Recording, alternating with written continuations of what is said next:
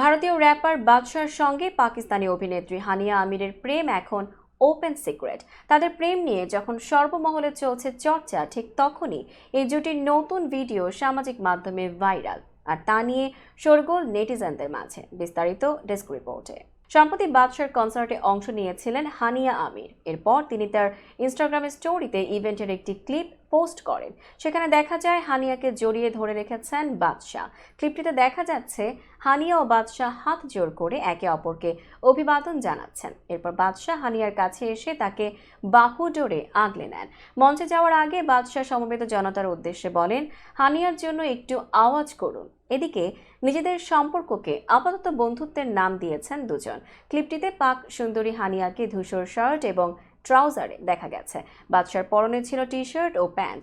Video post করে অভিনেত্রী ক্যাপশনে লিখেছেন, এ আমার সুন্দর বন্ধু, তিনি একজন নিখুঁত রকস্টার। বাদশা আসলে হিরো।